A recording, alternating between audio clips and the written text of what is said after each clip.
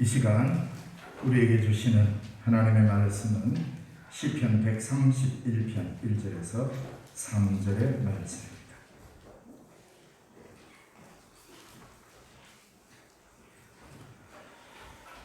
구약 성경 899쪽에 있습니다. 시편 131편 1절에서 3절의 말씀을 봉독해 드리겠습니다.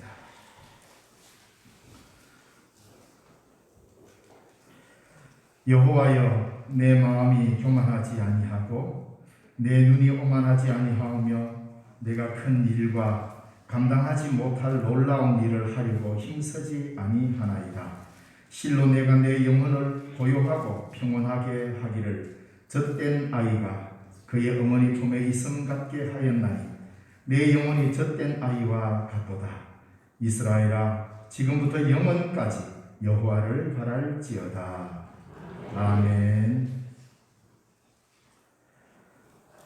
우리가 개역개정의 성경으로 읽었는데 우리 공동번역이라는 성경이 있습니다. 여러분들 가정에도 한 권 정도씩은 있으면 좋겠습니다. 이 공동번역으로 이 시를 다시 한번 읽어드리겠습니다. 야훼여, 내 마음은 교만하지 않으며 내 눈 높은 데를 보지 않사옵니다. 나 거창한 길을 쫓지 아니하고 주제넘게 놀라운 일을 꿈꾸지도 않사옵니다. 차라리 내 마음 차분히 가라앉혀 젖떨어진 어린 아기 어미 품에 안긴 듯이 내 마음 평온합니다. 이스라엘아, 이제부터 영원토록 내 희망을 야훼께 두어라. 아멘. 번역을 어떻게 하느냐에 따라서 시는 다양하게 읽혀질 수가 있습니다. 그래서 성경을 혹시라도 여러분 주위에 누군가가 이 성경만이 오리지널 성경이라고 다른 성경을 쓰는 사람들은 전부 다 잘못됐다라고 자기네들 보는 뭔 특별한 성경 그 한 것만 유일한 성경 번역이고 올바른 성경이다라고 주장하게 되면 그 사람은 아주 무식한 사람입니다. 성경은 왜냐하면 우리가 원어가 다시 말하면 성경 원본은 지금 우리 손에 없습니다. 다 사본을 통하여서 우리에게 개성되어 오고 전성되어 온 것이지요. 그렇다고 해서 사본이 가치가 없는 게 아닙니다. 거의 원본과 같이 하나님의 성령에 의해서 영감된 책이라는 것, 성경이라는 것을 잊으면 안 되겠고요. 그렇지만 각 나라마다 다시 말하면 히브리어에서 헬라어로, 헬라어에서 라틴어로, 라틴어에서 또다시 영어나 여러 나라 독일 말로 그러다가 한글로 이렇게 번역의 과정을 거치는 것은 그 뜻을 감쇄시킨다라고 생각만 안 되고 그 뜻을 우리의 언어에 맞게 새로운 해석을 하는 책이다. 그래서 오늘 우리 한글 성경은 우리가 읽을 수 있는 가장 아름다운 글로 구성된 가장 뜻이 명확한 성경이다라고 받아들이는 것은 매우 중요합니다. 그러나 우리가 읽는 이 한글 성경만이 유일한 성경으로 이해해서는 안 되고 지금 우리가 읽는 한글 개역 개정 성경만이 가장 좋은 성경이다 이러면서 이것만 고집하는 것도 옳지 않습니다. 우리나라 말로 번역된 것 중에서도 상당히 많은 번역이 있습니다. 공동번역, 이 공동번역도 참 한국적 언어로 많이 잘 번역했고 그 다음에 새번역, 표준 새번역, 현대인을 위한 성경, 현대인의 성경 이런 다양한 번역본이 있습니다. 그래서 제가 바라기는 여러분들 가정에 이 개역개정을 읽다가 잘 모르겠거든요. 공동번역이나 새번역이나 이런 다른 번역본을 한번 딱 보면 이게 이런 뜻이구나 쉽게 될 수 있습니다. 그래서 제가 오늘 공동번역을 읽어드렸고 오늘 시편 131편 성숙한 젖먹이의 믿음 사실은 말이나 명제로서 적합하지 않는 거지요. 젖먹이가 성숙하다라는 표현 자체가 이상하지만 성경은 그것을 용납하고 있다 이 말입니다.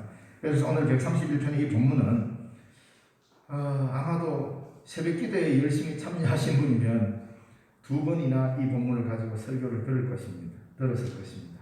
그래서 쭉 하다 보니까 이 본문을 날짜에 맞춰서 하다 보니까 새벽에 한 2번 정도 설교를 한 기억이 납니다. 자, 오늘은 우리가 좀 더 성숙한 젖먹이의 믿음이라는 제목으로 말씀을 전하려고 하는데, 우리 한국의 그리스도인들이나 누구나 다 예수 믿으면 이렇게 이야기합니다. 믿음 좋다라는 말을 듣기를 누구나 다 원합니다. 그렇지 않습니까? 그리스도인이면 누구나 다 이 말을 듣기를 원합니다. 아따, 그 사람 참 믿음 좋더라. 이 말 들으면 다 기분 좋습니다. 내가 봐도 믿음이 좋은지 안 좋은지 잘 모르겠고, 내가 나를 봐도 영 믿음이 아닌 것 같은데 옆에서 누군가가 아따 참 믿음 좋네 이러면 다 기분 좋습니다. 또 듣기를 원하고요.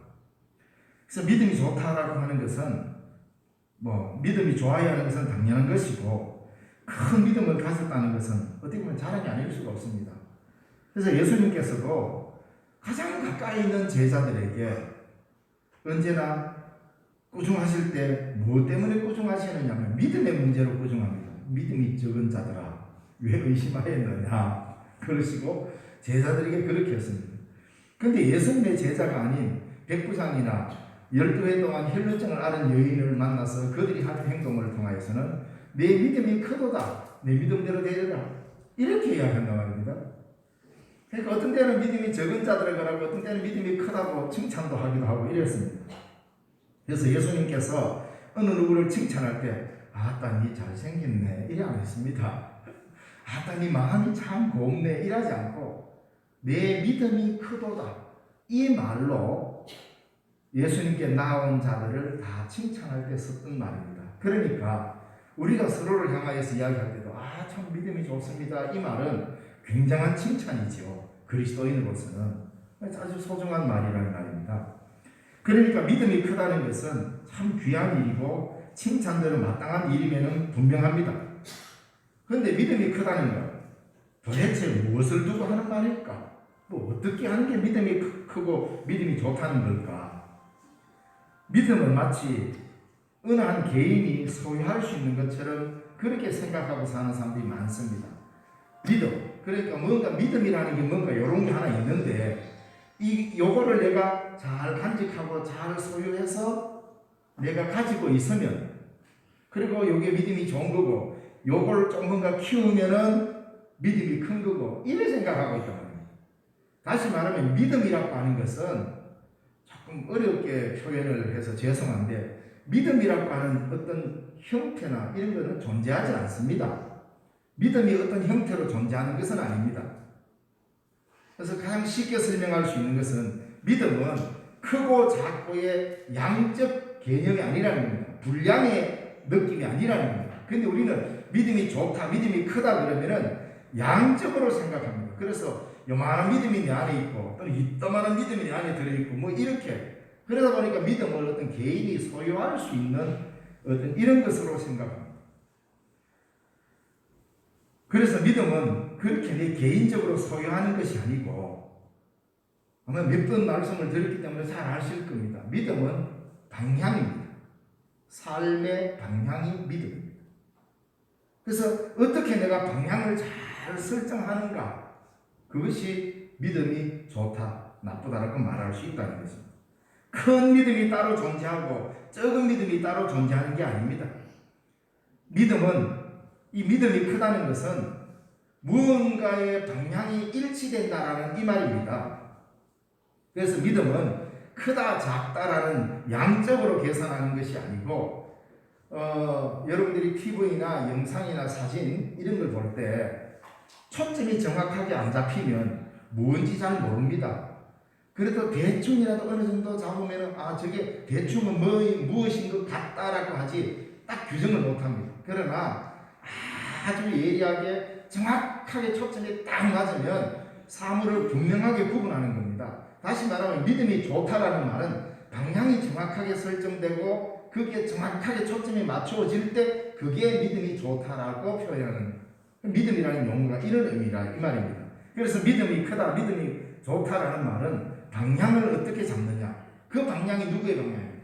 예수님이 보는 방향과 동일한 방향으로 초점이 맞춰지고, 그러니까 말하면 예수님께서 걸어가시는 길의 방향과 예수님이 바라보시는 방향과 나의 방향이 일치할 때 믿음이 좋은 것이고, 그 방향에서 예수님의 시선이 딱 머무는 그곳에 나의 시선이 딱 머물러서 정확하게 예수님과 나와 초점이 일치될 때 이걸 믿음이 크다 이야기합니다. 그러니까 믿음이 좋다 나쁘다는 양적 개념이 아니고 방향성의 문제입니다.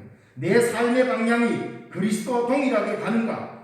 이건 뭘 말합니까? 누구든지 나를 따르려거든 자기를 부인하고 자기 십자가를 지고 나를 따를 것이니라고 해요.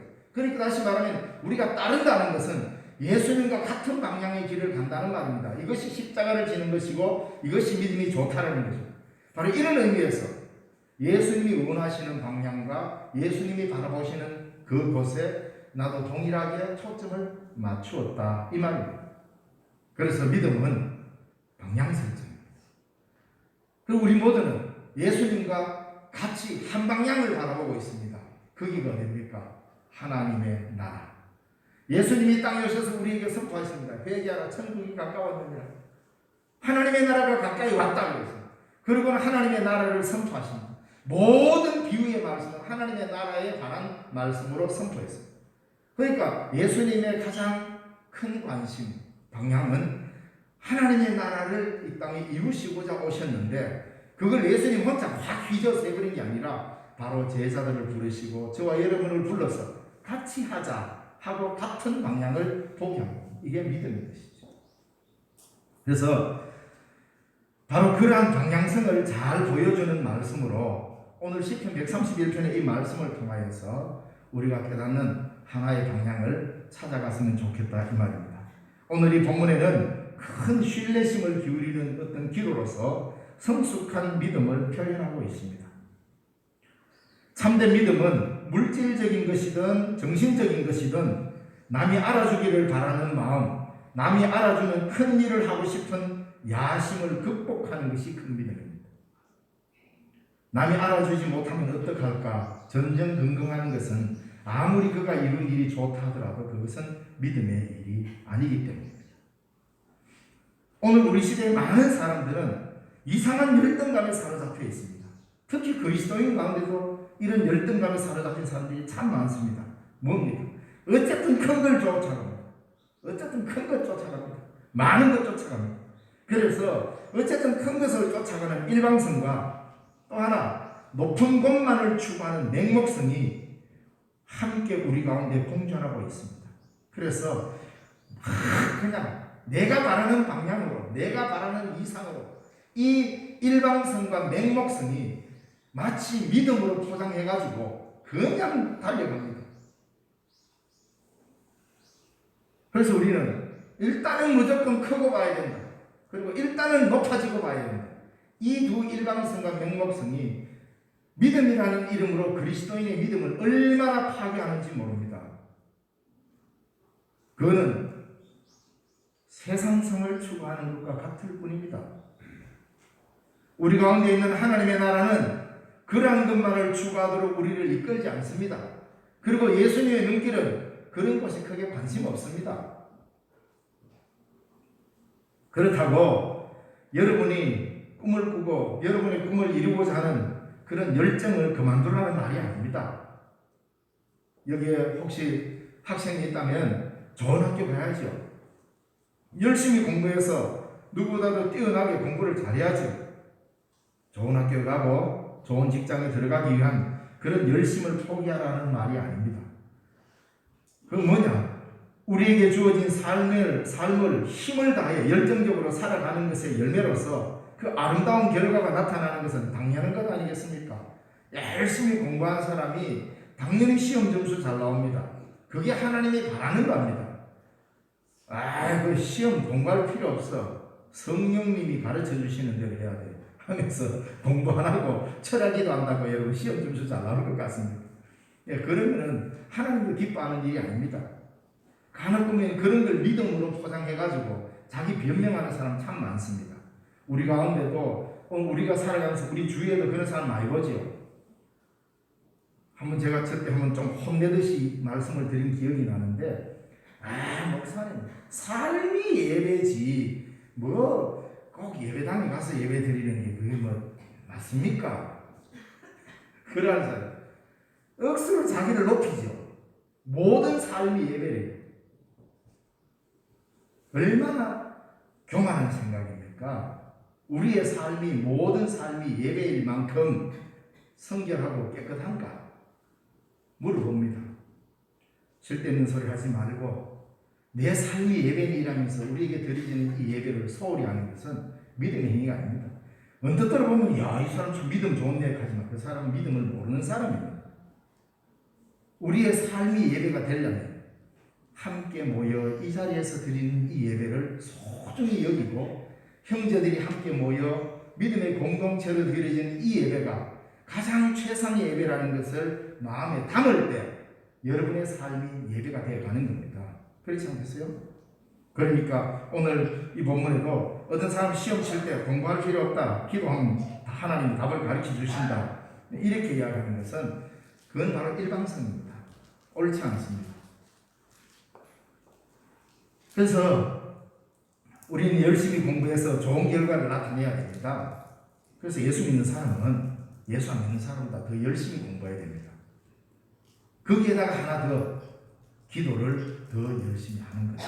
그래서 내가 기도한다는 것은 뭡니까? 믿음으로 산다는 것. 내가 기도한다는 것은 다름 아니라 그 기도 속에는 열심히 공부해야 된다는 의무감이 함께 들어있는 게 기도입니다. 기도는 내가 열심히 해야 되는 일을 면제시키는 수단이 아니란 말입니다. 기도는 그런 책임성을 부여받는 자리입니다. 하나님, 내가 이렇게 하는데 너무 힘든데 어떡할까요? 그럴 때 알았다, 쉬라, 내가 알아서 해줄게. 이게 아니라 하나님, 이런 일을 내가 하고 살았는데 이걸 어떻게 할까? 있는 힘을 다해봐라 라는 하나님의 명령을 듣는 기도, 그게 기도입니다. 너희도 있는 힘을 다해봐라. 그럴 때 내가 길을 주마. 이거 아니에요? 이게 기도 아니에요? 근데 우리는 기도하면 나는 뒷짐지고 있고 하나님 앞에 그냥 던져놔버리고 이제 일 해결은 하나님의 의무가 되고 나는 책임이 없는 이런 상태는 매우 위험합니다. 근데 많은 경우 한국의 그리스도인들이 이런 형태의 기도를 가지고 있습니다. 이건 옳지 않습니다. 이것도 뭡니까? 하나님 앞에 책임 전가입니다. 되면 자기가 기도했다는 것이고 안 되면 하나님 책임입니다. 매우 위험합니다. 그래서 우리가 믿음으로 산다는 것은 그 믿음, 기도하는 만큼 더 깊은 책임성을 가지고 하나님의 일에 나 자신을 헌신하는 겁니다.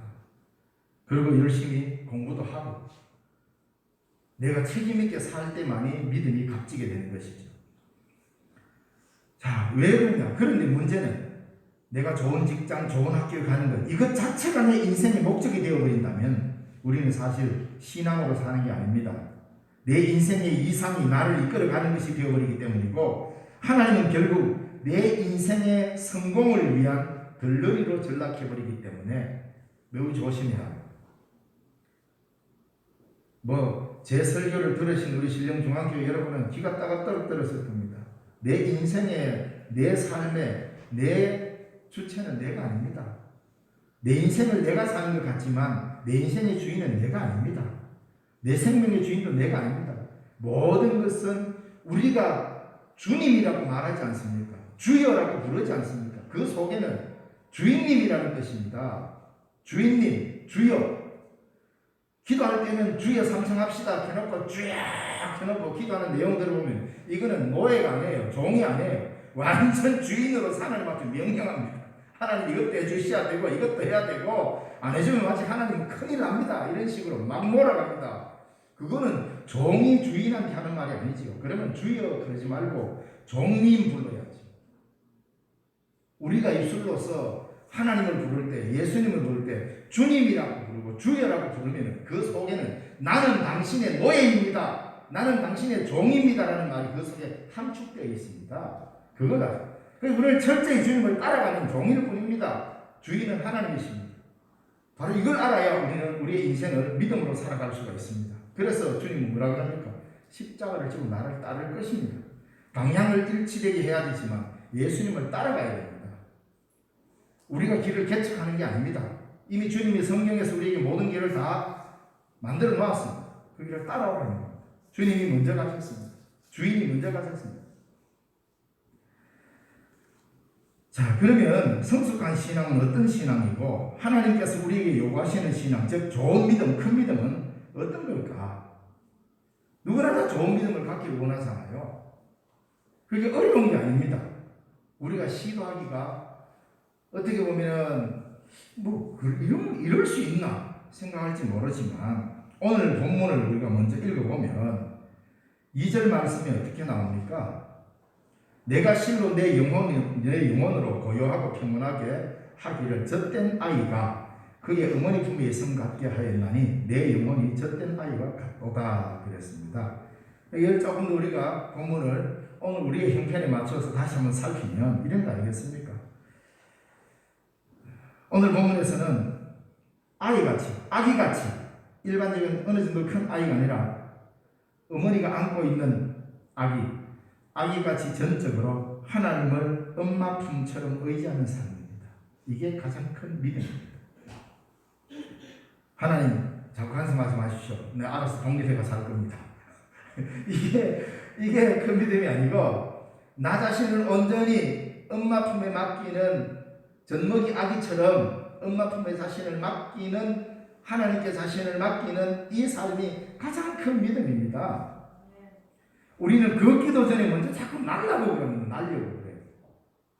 하나님 품 안에서 먼저 충분한 자랑이 있어야 합니다. 젖대자마자 무슨 풀풀 날라고 하면 안 되죠.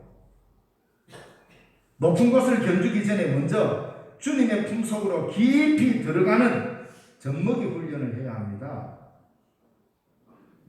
다시 말하면 하나님과의 깊은 교제, 깊은 기도의 시간, 깊은 묵상의 시간 이런 것 없이 막 우리가 신앙이 막 자라고 막 날아갈 것 같아요. 천만에. 하나님을 어머니 품같이 여기며 그 품속으로 깊이 들어가지 않고는 결코 우리는 걸을 수도 없고 날 수도 없습니다. 신앙은 그런 겁니다. 거창한 일을 계획하기 전에 먼저 하나님의 품속에서 나의 자금을 철저히 인정할 수 있어야 합니다.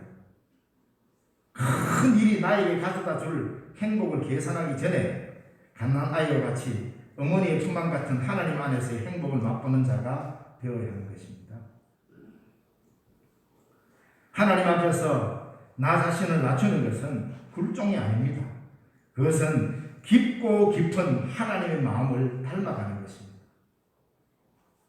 어린 아기가 그의 성품이 어머니의 젖을 먹으면서 어머니의 품속에서 어머니가 안아주는 그 깊이 들어가는 어머니의 품속에서 그의 성품이 길러집니다.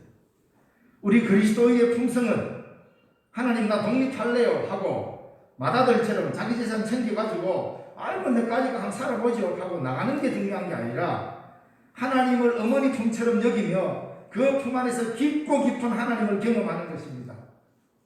바로 이것이 우리가 신앙으로 사는 첫걸음이고 여기에서부터 신앙의 위대함이 나오게 되어 있습니다. 그래서 성숙한 믿음은 먼저 차분히 자신을 하나님께로 향하도록 방향을 잡는 줄 아는 것. 지금 생각하면 혹시 이게 영상으로 나가서 제 여동생이 볼까봐 좀 두려운데 저희 어머님이 애를 낳아놓고 저한테 한 번씩 이래 우유를 먹이라고 이렇게 저 병을 주잖아요. 애기 때 뭐 압니까? 저도 지금 생각하면 미안하고 겨우장이라서 이게 우유병 저 꼭지를 일부러 여기다 턱턱 찔러버려요. 그러면 잽싸게 확 돌려서 이걸 빨아요. 그러다 빼면 이쪽에 탁 갖다 대면 잽싸게 돌려서 이걸 빨아요. 그게 뭡니까? 엄마 젖을 사모하는 아이 행동 아닙니까? 근데 그게 저도 어릴 때는 재밌었다 하려고 설교 시간 되게 민망한데 그랬더니 그게 이제 커서 지금 생각해 보니까 아마 저도 안 그랬겠습니까? 이건 누구나 다 인간이 갖고 있는 보편성입니다. 젖을 사모하는 보편성이죠. 갖다 대면 그래서 나중에는 젖꼭지가 아니라 손가락만 턱 갖다 대도 확 돌아오잖아요. 그래서 그게 재밌어서 손가락으로 이쪽에 턱턱턱 치다가 이쪽에 턱 있는데 나중에 가서 미안하다 해야 되겠습니다. 바로 이 사모함 성경에서는 이걸 이야기합니다. 하나님을 그렇게 바라라. 3절에서 그렇게 말하잖아요. 하나님을 바라다, 하나님을 희망하다는 말은 바로 젖먹이가 어머니의 젖을 사모하는 그것처럼 그렇게 깊은 신뢰심으로 들어가야 거기서부터 우리가 자라는 겁니다. 거기서부터 우리가 큰 믿음을 이야기할 수 있다 이 말입니다. 하나님에게 깊이 들어가지 않고 마치 내가 뭔가 스스로 할 수 있는 것처럼 이야기하는 것은 인간의 교만입니다. 자신의 목적만 부각되고 신앙의 이름으로 그것이 정당화된다면, 뭔가 내가 이루고자 하는 대단한 것들을 그렇게 해야 된다면 그건 큰 믿음이 아니고 매우 위험한 종교행위일 뿐입니다. 오늘 시편의 이 말씀에서 보듯이 그러한 세상의 가치관, 다시 말하면 자신의 목적만 부각되고 그 목적을 이루기 위해서 신앙의 이름으로 자꾸 정당화시키는 이런 것들은 세상의 가치관을 따르는 것일 뿐입니다. 그래서 오늘 시편에서는 뭐라고 말합니까? 그러한 세상의 가치관을 따르지 않고 신앙의 성숙함을 지키는 모습이 얼마나 아름다운지를 우리에게 표현해 주는 것이 저때 나이가 엄마 품에 있는 것과 같다라고 이렇게 표현합니다. 이게 하나님의 품이라고 이스라엘을 여겼습니다.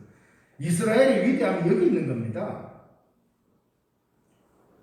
저도 어떤 목적을 설정해 놓고 교회를 확 키우고 싶죠. 저도 누구로부터 뛰어난 신학자라는 말을 듣고 싶고 위대한 목회자라는 말도 듣고 싶습니다. 실제 이게 인간적인 생각이잖아요. 그러나 이것이 나를 부르신 하나님의 뜻이 아닙니다.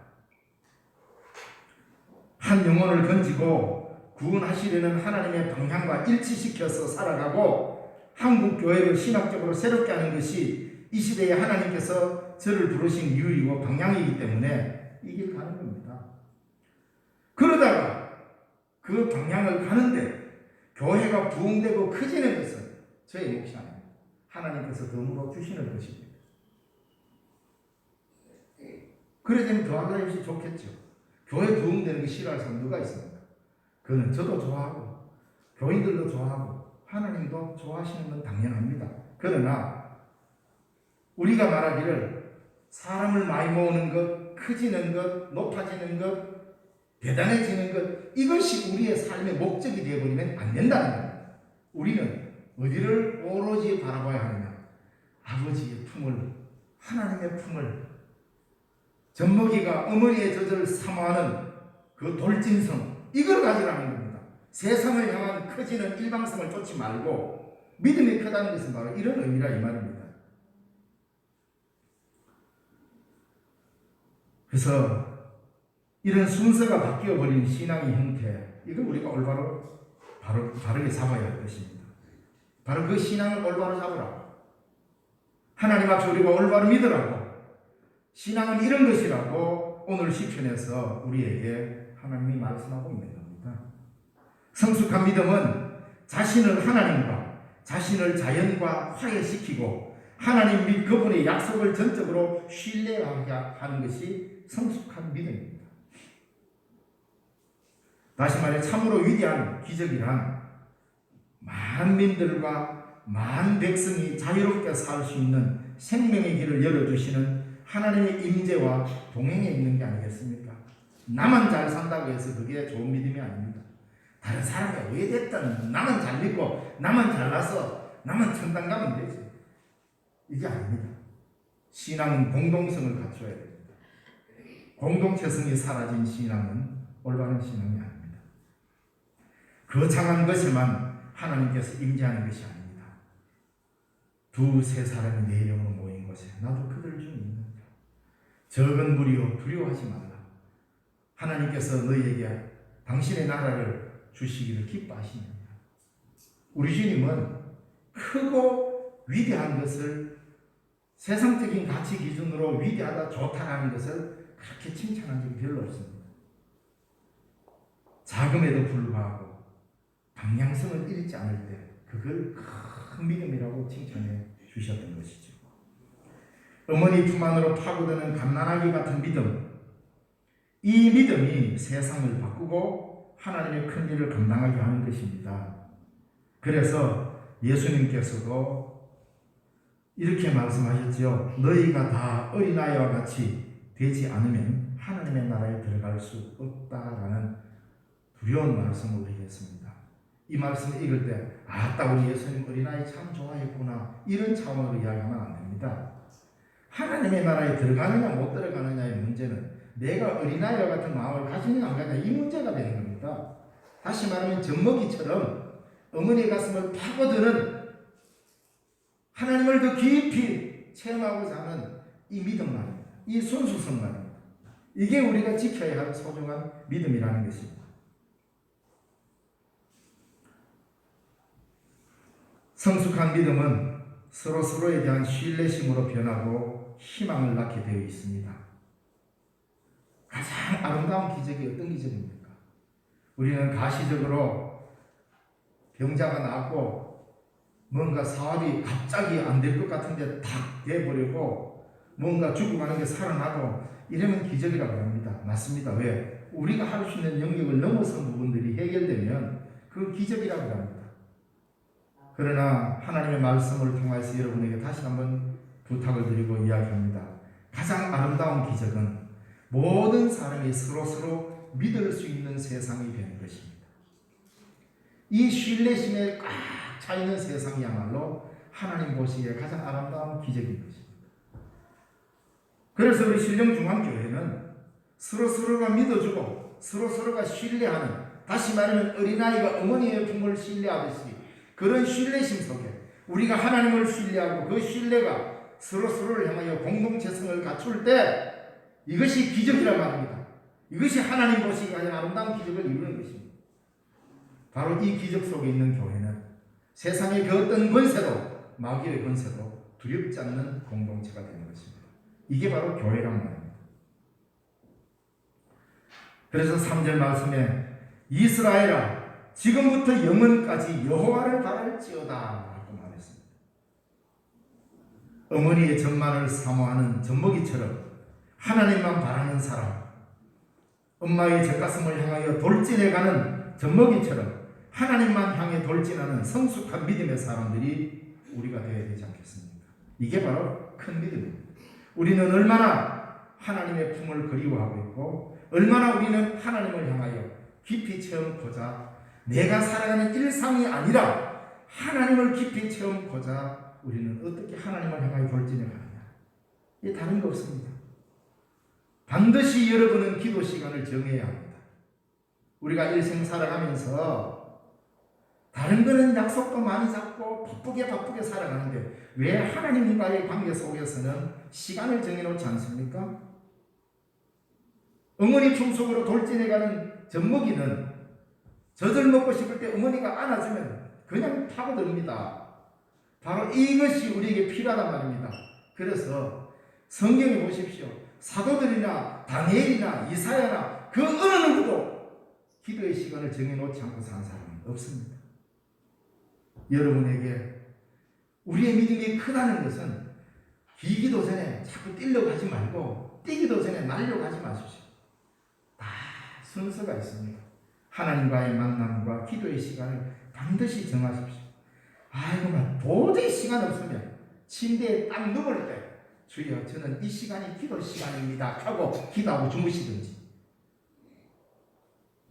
그리고 반드시 말씀을 묵상하십시오. 디모데전서 4장 5절에 말씀과 기도 외에는 거룩해지는 길이 없습니다. 하나님의 말씀을 읽고 물론 1년에 2독도 하고 3독도 하고 10독도 하고 많이 읽으면 좋겠죠. 그러나 그것을 모두가 요구하는 게 아닙니다. 중요한 것은 성경 한 절을 읽더라도 그걸 꼭 되새김질 하듯이 깊은 묵상으로 들어가면 성령의 놀라우신 은혜를 경험하게 될 겁니다. 큰 믿음, 그게 다른 데 있는 게 아닙니다. 대단한 업적을 이루는 것이 아니고 내가 하나님의 품 속에 들어가는 겁니다. 이게 기도와 말씀 묵상 외에는 방법이 없습니다. 만약에 다른 방법이 있다면 저한테 좀 가르쳐 주십시오. 저도 좀 쉽고 다른 거 좀 해보게.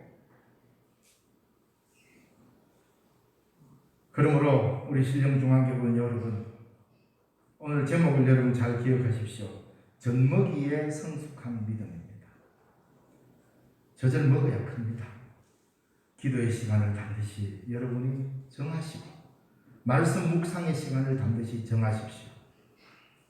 내 신앙은 구체화되지 않으면 결코 성숙되지 않습니다. 규칙적으로 젖을 먹지 않으면 자라지 않습니다. 신앙도 똑같습니다. 그냥 가만히 있어도 저절로 자라는 것 같죠? 아닙니다. 이래 되면 10년 전이나 20년 전이나 지금이나 별반 다를 바가 없을 겁니다. 그래서 성숙해지지 않습니다. 나를 쳐서 복종하는 것은 기도와 말씀으로 다듬어 가야 합니다. 신앙생활은 막연한 게 아닙니다. 가장 현실적이고 구체적인 행동이 따라야 신앙입니다. 이게 그 중에 있어서 가장 밑바닥이 뭡니까? 기도와 말씀, 묵상. 여기에서 출발하지 않으면 우리의 신앙은 기초가 없는 내 개인의 어떠한 인성에 기초한 신앙으로 되어버리는 아주 이상한 신앙이 됩니다. 오늘 본문 말씀 꼭 기억하십시오. 실로 내가 내 영혼으로 고요하고 평안하게 하기를 젖된 아이가 그의 어머니 품에 있음 같게 하였나니 내 영혼이 젖된 아이와 같도다. 어머니 품속에서 누리는 아이의 평화, 이것을 기도와 말씀을 통하여서 여러분이 직접 체험하시기 바랍니다. 그럴 때 여러분의 믿음이 크다라는 칭찬을 주로부터 들을 것입니다. 기도하겠습니다. 살아계신 하나님 아버지, 은혜를 감사드립니다. 귀하고 복된 주일을 우리에게 허락하여 주셔서 주님 앞에 나와 예배의 자리에 저희를 세우심을 감사합니다. 하나님, 우리는 아버지 하나님 품속에 깊이 들어가는 깊은 하나님의 은혜를 경험할 수 있도록 하나님 도우시고, 그 은혜를 깨달아서 하나님의 나라를 향하여 올바로 살아가는 우리의 걸음이 되도록 주님 도와주시옵소서. 어머니의 젖가슴을 사모하는 아이처럼 하나님의 품속을 사모하는 주의 백성들이 되게 하시고, 말씀을 묵상하며 기도하며 주에게로 올바로 분별할 줄 아는 주의 백성들이 다 되게 인도하여 주옵소서. 예수님 이름으로